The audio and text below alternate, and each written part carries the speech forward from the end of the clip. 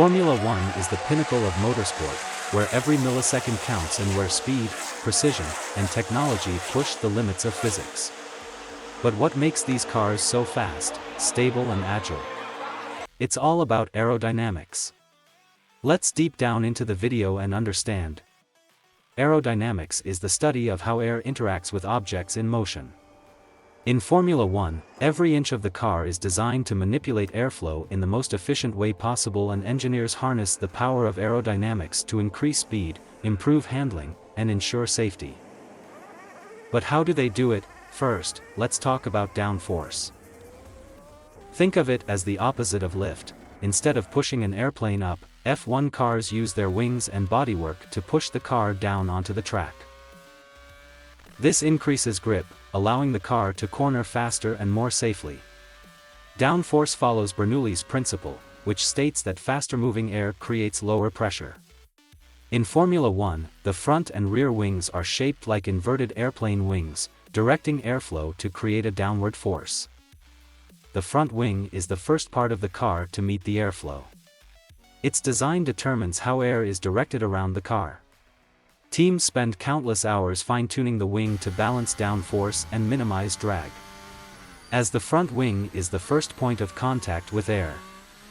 And its design is crucial for the car's aerodynamic efficiency. It serves three primary purposes: directing airflow, generating downforce, and managing turbulence. Modern F1 front wings consist of several adjustable flaps to fine-tune downforce levels, help manage airflow around the tires, reducing drag and turbulence.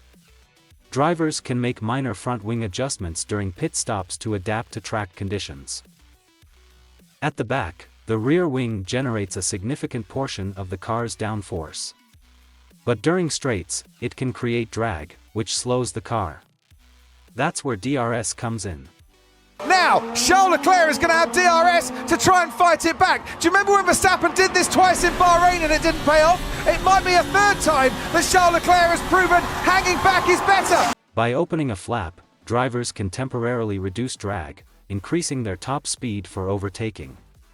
The rear wing creates downward pressure, keeping the rear tires firmly planted on the track, improving grip and stability, especially in high-speed corners.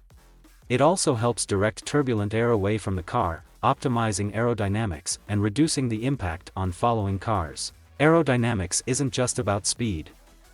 The side pods and other cooling systems ensure the engine and brakes don't overheat, maintaining performance throughout the race. The side pods in a Formula One car are aerodynamic bodywork structures located on either side of the cockpit. They play a crucial role in both aerodynamics and cooling, impacting the car's overall performance and efficiency. Side pods house radiators and cooling systems that regulate the temperature of the engine, gearbox, and hybrid components, ERS.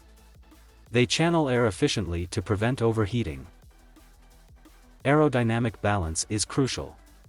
Too much downforce at the front or rear can make the car unstable.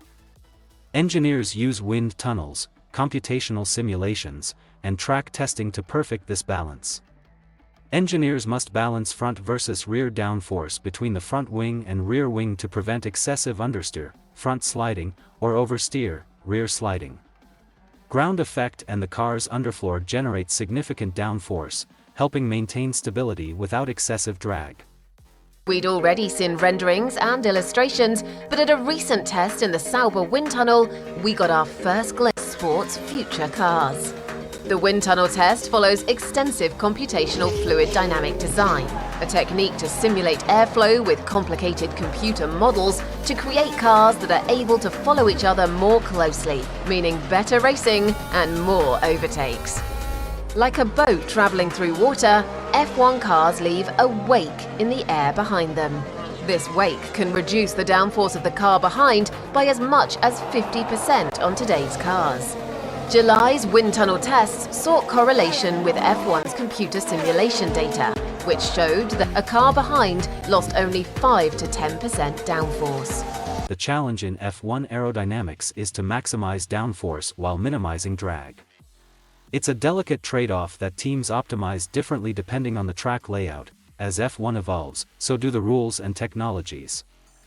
From active aerodynamics to sustainable materials, the future of F1 will push the boundaries of what's possible, both on and off the track. So, the next time you watch an F1 race, remember, it's not just the driver or the engine, it's the invisible science of aerodynamics that makes it all possible. If you enjoyed this breakdown, don't forget to like, subscribe, and check out our other videos on the engineering marvels of Formula One.